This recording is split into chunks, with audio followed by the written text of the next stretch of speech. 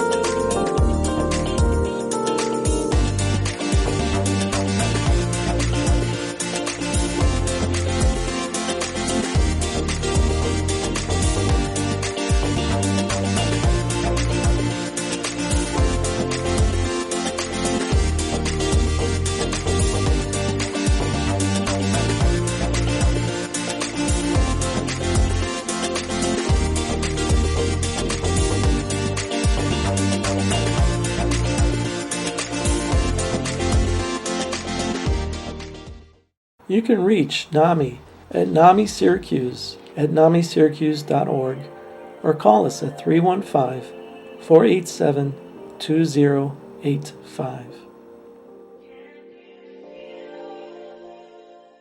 This is Jim Libby from NAMI Syracuse. I'm one of the board members there, and we are celebrating our 40th anniversary for being a chapter of NAMI.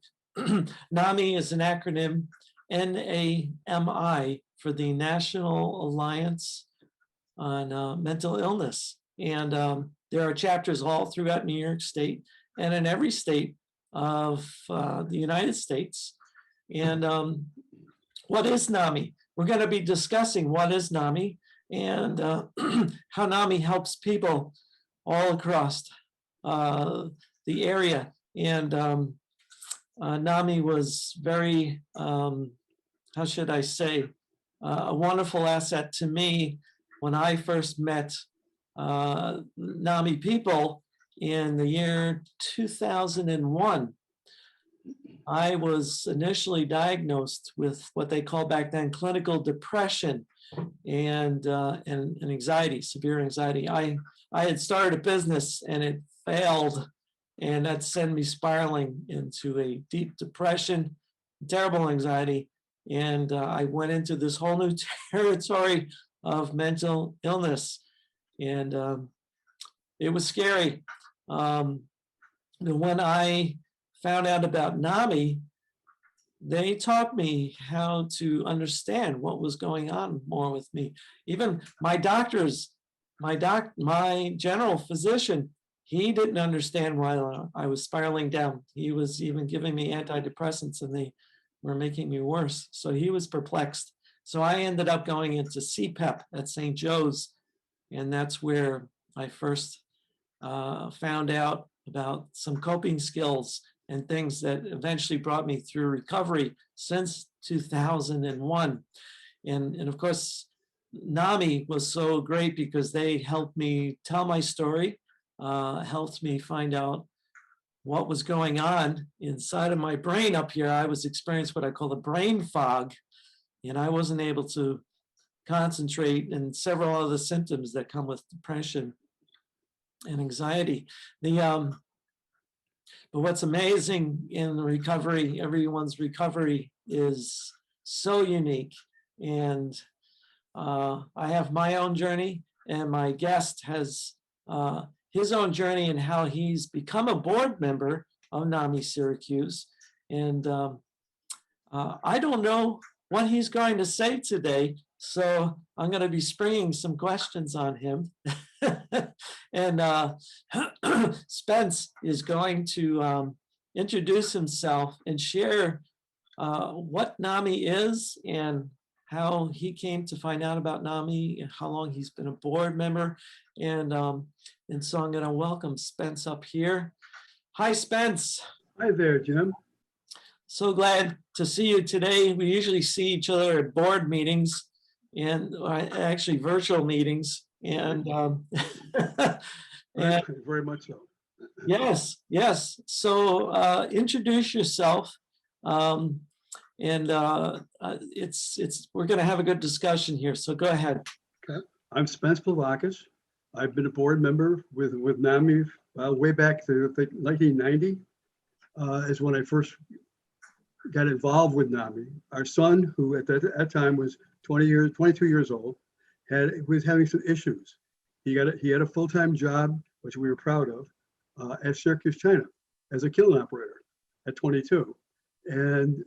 But what happened was eventually over a period of months, he started acting very, very strange, almost like a paranoid little boy, because things were going on in his mind he couldn't understand. We thought maybe it was the chemicals from the factory that were doing this. We didn't know. Well, then he got sick. He ended up in the hospital, and they evaluated him, was having some issues, and they really couldn't tell if it was paranoia or depression or whatever it was. So they had suggested that maybe he should go over to, at that point, a private hospital. And he went in and out of there for about a month for treatment, out a month, back in again, and eventually lost his job at Syracuse, China because of his being absent. Well, through all that, they had said to me, well, your son, he just isn't connecting with us after all these months of being there in treatment. So we suggested he should go to Hutchings. Hutchings would give him more of an opportunity. And sure enough, we made some connections. He got over there, and while we were there and he was going treatments, whatnot, my wife came across a sign that says, sign up for information from NAMI in Syracuse. It said NAMI. We weren't NAMI Syracuse yet at that point. Oh, okay. And I go, she go home and she told me, and I go, wait a minute. I'm not going to go talk to strangers about our problems. And she goes, we really need to go and talk and hear what they have to say. So we went to one of their sessions, walk into the church hall at that point NAMI had set up. We went in there, and there was all these tables in the round, all chairs in the round, not tables, in the round. And we're going, I'm counting chairs. There was over 30 chairs there. I'm going, whoa. And all of a sudden, here they come. People are coming in, just like us. And we sat down, and we were introduced by Sheila Legacy, who was running the show at the time, at the show. But anyways, so we sat there, I'm sitting on my hands, and I said to my wife, I'm not going to speak. I don't care. I'm not going to share our problems with people. And she goes, just be okay. It's all right. We'll be fine. And before the night was out, I'm now on my feet, raising my hand, saying, I need to talk. I need to talk. As I told our story, heads were bobbing up and down. All the people that were in there were experiencing very similar what we were going through. And all of a sudden the light bulb came on and said, hey, we're not alone. There are people here going through exactly what we were going through, and then some. So that's how then from there we found NAMI. And we went over there, we talked with them, and ever since we've been with them since 90 or 91, I think it is. And in 92, I became the vice president. And I just gave up my presidency shot, which vice president, this past year, because I figured it was time to move over and let somebody else in there. Well, lo and behold, I'm still on the executive board. So I'm still connected. And NAMI has done an awful lot for us, as well as the community.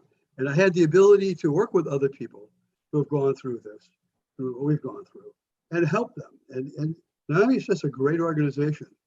And being the fact that they are all over the United States, I've also helped other people in those other states who needed connection with somebody. And we have the ability with everything on the computer now to connect people. Right. That's the reward that I get out of it.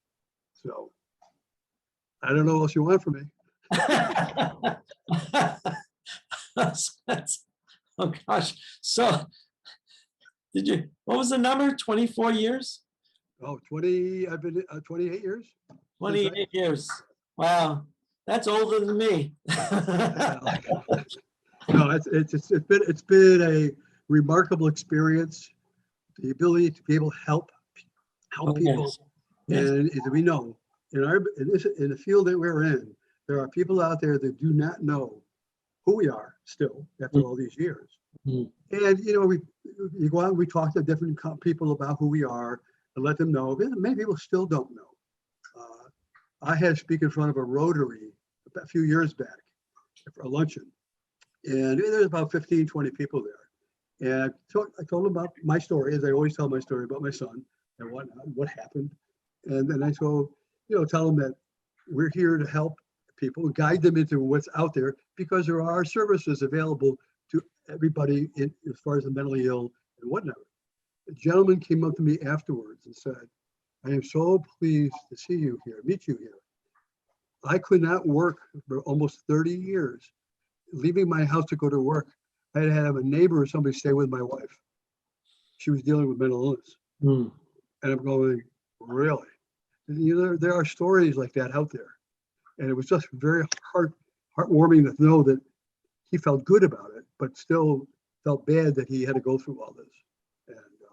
And we eventually changed our name. I don't know if you know the story about NAMI. No, let's hear it. Yeah. All right. What we decided to, we got connected with SU, Syracuse University up there, came to us and asked us if they could help us get our name out more. We changed our colors to blue and orange. We did a lot of things, and they said, "We really think you ought to change your name to NAMI Syracuse, so that people know that you're located in Syracuse and that's who you are." We thought that was a good idea. Yeah. We did it. All our logos, everything was changed, and we've been like that ever since. So the people look at us and say, "Well, maybe you're tied to SU." Well, it did happen where SU did form a NAMI group up there for the students.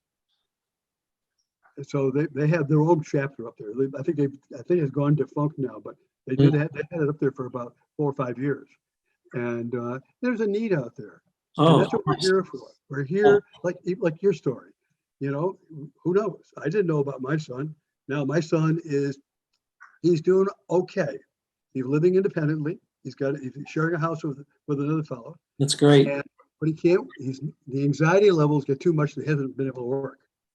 So, but he's compliant. He takes his medications. He's not had it. He has been hospital free now for 22 years, 23 years. Wonderful. Yeah. So that's a good success story, and people want to hear that. Mm-hmm. So I go out and I tell people my story and tell them what's happening, whatnot. But no, it's here we are with our 40th anniversary. It's 40 years because of a group. I think it was a group of like 10 or 12 people, family members who experienced this back in the 80s, who formed this group called NAMI and this chapter. And because of them, we are here 40 years. There you go. So, well, it's amazing how you feel free to share your family story.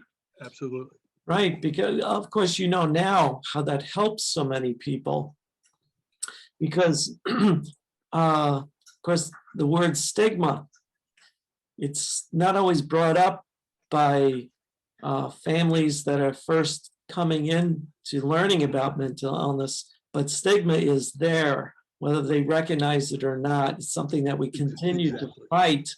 Yes, and organizations like NAMI do put up resistance to that stigma. How is it, what do you think is a stigma buster? I think one of the stigma busters would be more people talking positively about it. Mm-hmm. People who, like us, who've had experience, need to hear our stories, because some people are out there who have no hope. And I don't know really how to explain that. We can shower them with all, the more awareness they have of who NAMI is and what we do, I think is important, because they're out there floundering around not knowing where to go.